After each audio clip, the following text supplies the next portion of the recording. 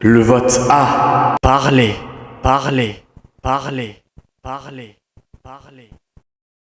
Démon très puissant, utilisant des techniques de souffle, vieux de 400 ans, à l'allure froide, mais belle.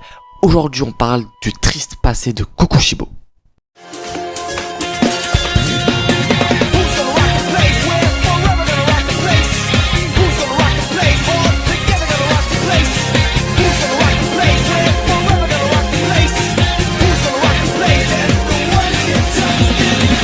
Michikatsu a vécu une enfance difficile, aux côtés de sa famille déchirée à cause de la volonté due de son père de tuer son frère car Yoruichi était né avec une marque soi-disant hideuse. Il fut donc décidé que son frère partit au moine à l'âge de 10 ans. Michikatsu pensait son frère comme puéril et pitoyable. Mais vers sa préadolescence, Michikatsu vit pour la première fois son frère sourire. Quand il lui exposa son rêve de devenir comme lui, le samouraï le plus fort du Japon. Il trouvait ça perturbant. L'entraîneur de Michikatsu donna une chance à son frère, et étonnamment, Yoruichi mit à terre l'entraîneur. Alors que Michikatsu peinait à tenir une épée, c'est le début de la jalousie de Michikatsu envers Yoruichi. Michikatsu avait beau demander la source de la force de Yoruichi, il ne la comprit jamais. C'était un choc pour Michikatsu enfant. Le garçon qu'il a pris pour pitoyable pendant tout ce temps était en fait plus fort que lui. Contrairement à Yoruichi, Michikatsu avançait à l'allure d'une tortue. Tout s'est chamboulé dans la tête de Michikatsu, tout s'était inversé. Ça serait Yoruichi qui reprendrait la succession. C'était Michikatsu qui s'imaginait partir au moine à 10 ans.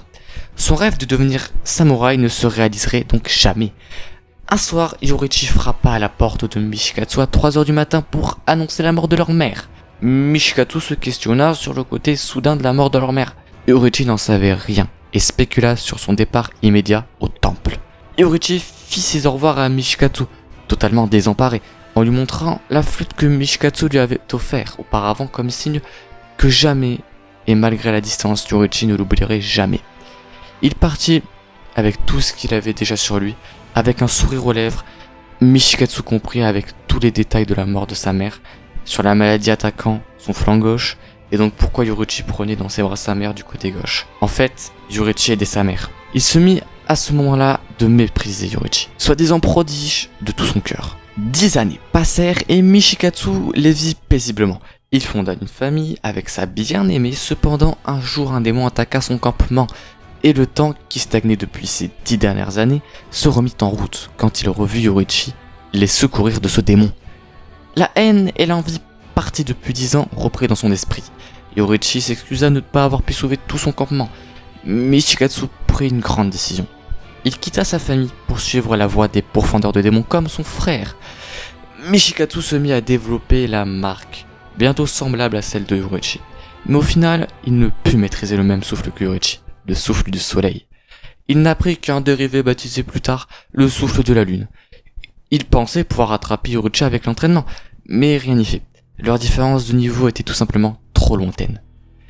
Michikatsu apprit que la marque développée suite à son apprentissage consommait son espérance de vie et que l'âge d'or prendrait fin rapidement. Il se pensait comme un sans avenir jusqu'à ce qu'un démon sous forme humaine, nommé Muzan Kibutsuji, lui demanda de devenir un démon. Pour pouvoir s'entraîner, utiliser la marque sans mourir car étant démon, il serait insensible à l'espérance de vie. Michikatsu voulait maîtriser au maximum le souffle de concentration intégrale. Et Muzan voulait utiliser un ancien profondeur. Michikatsu vit sa voie s'ouvrir sans entrave et accepta la transformation. Du moins c'est ce qu'il croyait. Près de 70 ans passèrent. Et Kokushibo, déjà première lune supérieure, revit son frère, dépassant les lois de la nature. Encore en vie, alors qu'il aurait dû disparaître à ses 25 ans. Yoruichi senil pleura en voyant son frère bien-aimé devenu démon, et décida d'essayer de le libérer, en essayant de le tuer. Il utilisa son souffle pour foncer sur Kokushibo, et le blessa. Il ne lui manqua plus qu'un mouvement pour achever son frère. Kokushibo, lui, n'a même pas pu le blesser. Yoruichi resta penché, immobile, et mourut de vieillesse. Kokushibo vit là une ouverture pour surpasser Yoruichi. Il tua son frère, fou de haine et de tristesse, en pleurant et en utilisant un mouvement de son souffle. Il avait pour lui surpassé Yoruichi. La seule grande menace pour Kibutsuji avait été éliminée.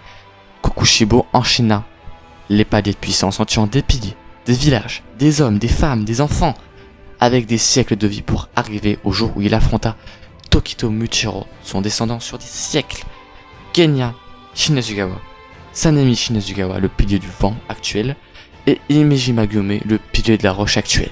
Il perdit le combat suite à la force et à l'apparition de la marque de nos piliers et au pouvoir sanguinaire de Kenya. Il partit en cendres et en émotion, se rappelant que de sa vie humaine et de l'amour qu'il portait pour son frère.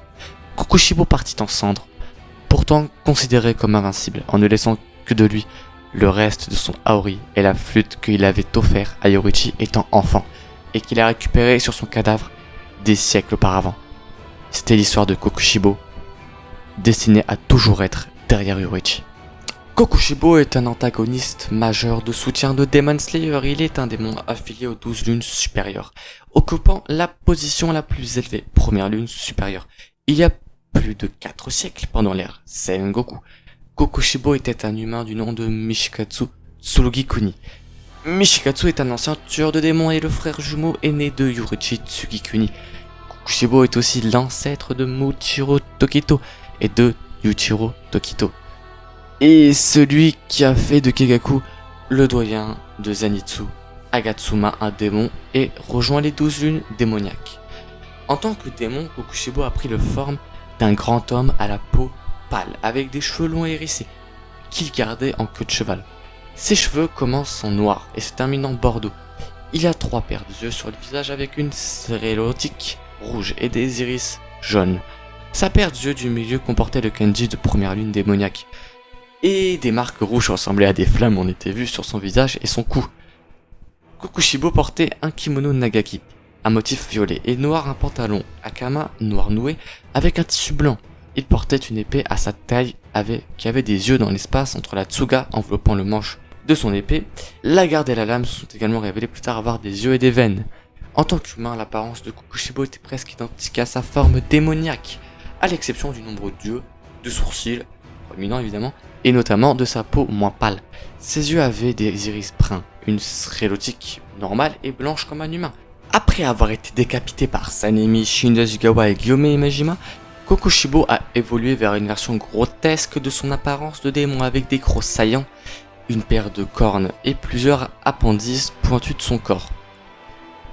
Kokushibo était souvent un démon réservé, et avec si peu de connaissances sur les rangs supérieurs, on ne savait pas grand chose de lui à l'origine. Il était un adepte inflexible des règles, ponctuel, et il nous montrait beaucoup de respect envers la hiérarchie des 12 lunes démoniaques. Comme on l'a vu lors du rassemblement des rangs supérieurs, Kokushibo a également été décrit comme étant humble, et il n'a pas hésité à admettre son échec ou à se plaindre de toute difficulté. Il a fait preuve d'un fort sentiment de loyauté envers Muzan Kibutsuji, la plupart de ses actions étant faites dans le seul but d'atteindre les objectifs de Muzan. Malgré sa réserve extérieure et son humilité, il était aussi plutôt froid. Ses paroles pouvaient être extrêmement dures, surtout lorsqu'elles réprimandaient ces individus. Ses menaces se sont révélées tout simplement cruelles et extrêmement graves, et il a exigé une obéissance absolue. Il avait une relation complexe avec son passé d'humain. Il a montré quelque chose de chaleureux envers son descendant Muchiro Tokito, louant ses compétences et sa détermination, et a décidé de convertir Muchiro en démon pour épargner sa vie. Dans le même temps, il a fait référence à Muchiro et à ses capacités comme le résultat naturel de la transmission de ses cellules. Dans son duel contre Gyome Mijima, les plaisanteries du démon suggéraient une peur de la mort. Lorsque les marques de Gyome sont apparues, Kokushibo a déploré à titre préventif la perte d'un combattant talentueux et l'a exhorté à devenir un démon pour continuer à se perfectionner. Il a semblé lorsque Gyome a rejeté avec véhémence son offre et a qualifié sa mentalité de pathétique. Probablement en raison de son complexe d'infériorité et de son immense désir de force, Kokushibo craignait la perspective de subir une défaite, à tel point qu'il est devenu de plus en plus agressif et agité lorsqu'il a été poussé plus loin dans un coin, le rendant plus désespéré dans ses attaques et l'utilisation de son pouvoir démoniaque. Au cours de sa bataille avec les Ashira, il a réalisé le prix élevé qu'il avait payé pour la force qu'il désirait, devenant un monstre laid, loin de son rêve idéalisé d'un samouraï fort comme son frère, symbolisant à quel point ses ambitions profondes et le ressentiment l'avaient déformé pour le pire. Plus tard, après sa mort, il a beaucoup déploré et a regretté ses choix dans sa vie, et a commencé à se demander ouvertement si le chemin qu'il avait emprunté était vraiment le bon. C'est la fin de la vidéo, j'espère qu'elle vous a plu. Moi, il m'a plu de faire, n'hésitez pas à vous abonner, à liker, à partager cette vidéo.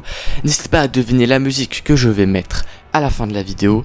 Et sur ce les gars, n'hésitez pas à me dire quel personnage vous voulez que je traite à la prochaine fois. Moi je vous laisse, des gros bisous. Sur ce, ciao!